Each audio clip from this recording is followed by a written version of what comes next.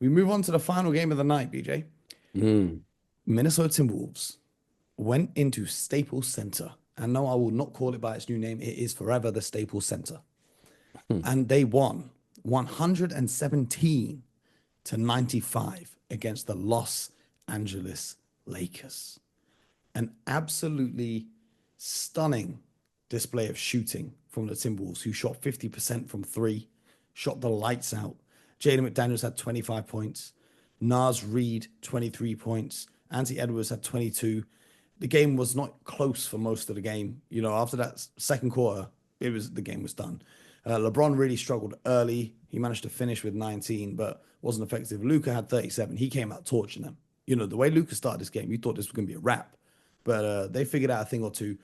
Was interesting watching this Lakers team.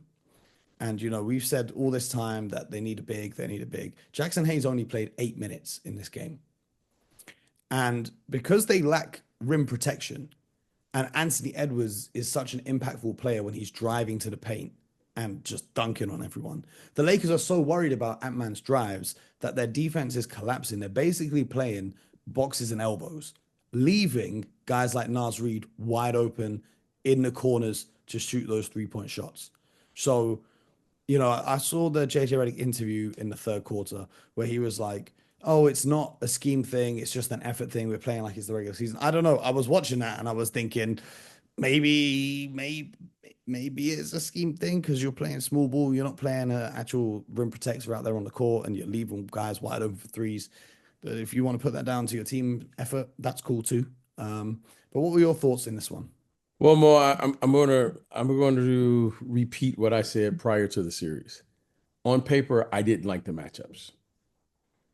I know, when you listen to all of the experts out here, I just said I don't like the matchups. I didn't like the matchups before the series. It's only fair to say what you see after the fight begins. So let me tell you what I saw.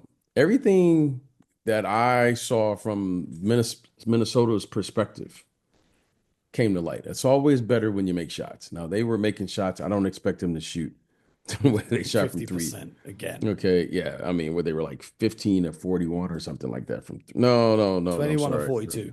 21 or 42. Okay. I don't expect them to do that. However, Mo, what I do expect is the following. These guys are young. Okay, these guys, Anthony Edwards, Jaden McDaniels, Naz Reid, Dante DiVincenzo. okay, Mo, They got some old guys too, though. Shout out to Mike Conley. yeah, Mike Conley, but you know Rudy what? and Julius on Spring Chickens no more. Okay, but I'm concerned if I'm the Lakers. Okay, Oh, and this is what you just lost home court advantage. You have to be concerned. well, I mean, they can get it back. I mean, they can get things back now. This series is long from being over. Okay, don't forget now, Luka, you have a guy that's averaging roughly around 30 points a game in the playoffs or so. You have LeBron James, so there's no chance that they're going to push the panic button. However, what I don't like, Moses, I don't think they can meet the physical play of the Minnesota Timberwolves. Julius Randle, okay, he's bringing a little. I'm going to say this to all of the young kids who want to play in the NBA. And I'm going to say this to all of the young players, year 2 and year 3, kids that are in college, kids over in Europe. Hear me well. With the hiring of Joe Dumars there in New Orleans, the hiring of Scott Perry in Sacramento has signaled this to the rest of the league, to all of the kids, to all of the players worldwide. This is the return of competitive conflict. If you can't play through physical contact, you're going to have a problem now moving forward in the NBA. The refereeing is much different now, Mo. If you watch these games here today, all of the things that we've seen and you and I talk about and we make fun of. Okay. Mo, the game is, there's more conflict that I saw in today's games than I've seen in the last 20 years. If you can't play through this level of physical contact, you're not going to be in the play in the NBA anymore. So we better get used to this, Mo, because there's been a shift now in the direction of the 20 NBA. years is a bit crazy. Okay. I 20 haven't seen it. 20 years. We're talking 2005. Yes. Yeah. That's when the Pistons won it. The In Pistons won it 04. somewhere around there. Yeah, they won in I 04. haven't seen this level of physical play in about 20 years. You're talking about today's games, specifically Yes. on the 19th of April, not today's Yes. games as in this season. No, I'm talking about this game. These games today were all refereed in a similar fashion, where the NBA now looks as if they've sent out the memo. Let's get back to competing. Let's stop with all of the, whatever was going on before. And they've hired two guys that I can say this. There's going to be a competitive spirit in the gym. I can assure you that. There's going to be, you're not going down to New Orleans now to eat gumbo. You're going to have to, put your gloves on. And I can tell you this, when you go up to Sacramento, you're going to have to fight a little bit. And So- that's not just because I'm going to be in the crowd. Yes, it's going to be competitive conflict moving forward. Yes. So all of the young people start figuring out how to play through this level of contact if you want to play in the NBA. There was a lot of complaining. Luka Doncic and LeBron James spent a lot of time complaining to the referees in this game. Hey. I did like, however, Jared Vanderbilt for the Lakers. He tried to bring that physical edge. He was getting tangled up with Julius. He even baited him into a technical foul. I like that. You need guys like that on your team, the kind of guys that can get in the mix just a little bit. However, when your two best players and your two star players are looking at the referees and talking to them after every time they don't get a call, that's not a recipe for success. They can say whatever they want to say.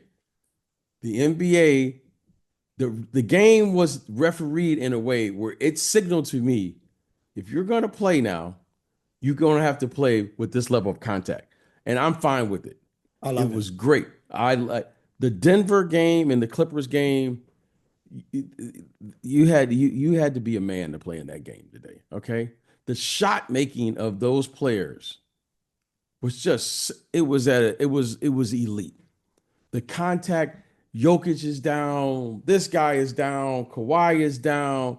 I mean, the defense, the physicality of the game, the Knicks. I mean, I even saw post play. I was like, what's going on here? Like you saw Big Zoo. Right? I mean, Karl Anthony Towns went to the post today. Okay. Yeah, but when he goes to the post, he gets pushed off the block and then he He sells. gets for a pushed turnaround off the block, fadeaway. but I saw some physical play. Mitchell Robinson came in and gave you really substantial minutes. Okay. The bigs made a contribution.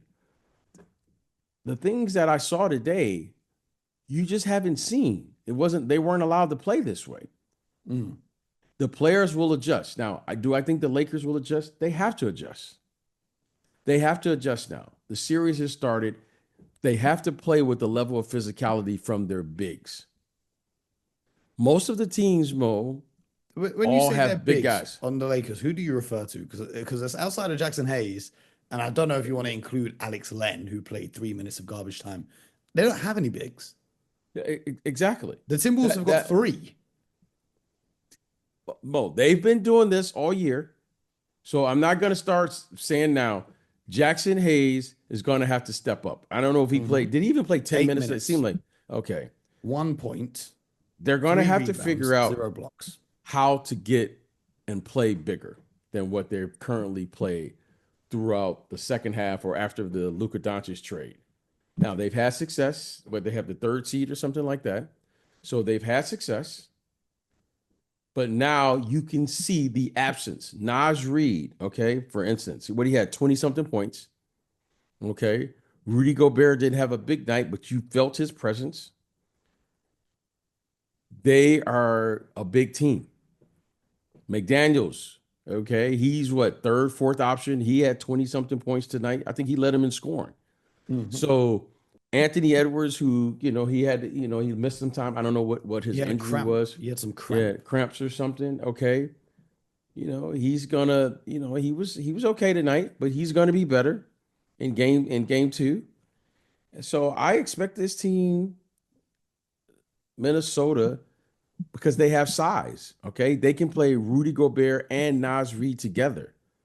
You can't play small against these guys for an extended amount of time because they have those level of athletes and they play physical. Julius Randle, he was playing so physical. I thought, wow. And then you have to throw double teams at him. Like I see in possessions where they end up switching. So you've got Austin Reeves guarding Julius Randle. Then they got to bring the double team.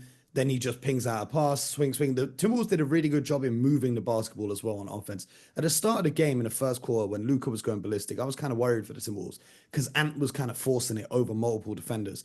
I'm However, okay. I'm going to say however, this. Okay, go ahead. as the game progressed, he started making better decisions. There was one play where he was one on one with Luca, but instead of forcing a shot over him, he gives up the ball, gets it back, and then he scores. His patience really grew. I think at the start of the game, settling into the first quarter of the series, he was maybe rushing it a little bit, but he figured out as the game went along, and the Timberwolves as a whole did a great job of moving the basketball and making plays for each other. I'm always concerned when your best player gets off to an early start. Okay. All right. I'm always concerned with that. And the reason I'm concerned with that is because that's always by design. I want you to score.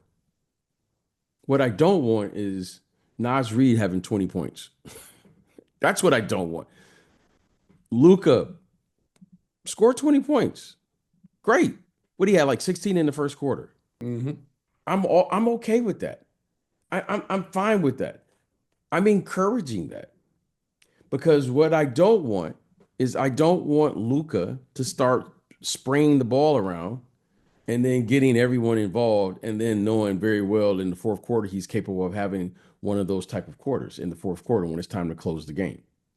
Because now he's picking you apart and he's very elite of when to pass and when to shoot. Yeah. Now he was born with that skill. When you have your best player now, he comes out and gets a hot start. It takes him a little time to say, "Oh, wait a minute, I got to start passing the ball to the other guys and getting them involved." So you saw the slow start today of Austin Reeves, for instance. LeBron James only had what 19 points or so. So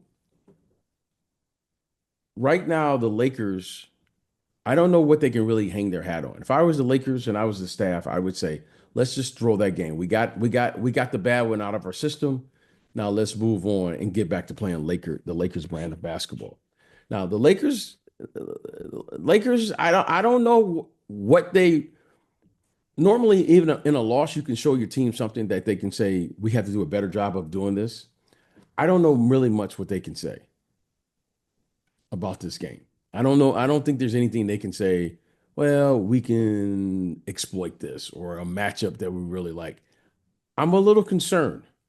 I would not be surprised if the Lakers are going down 0-2. I wouldn't be surprised. I'm concerned. I'm very concerned.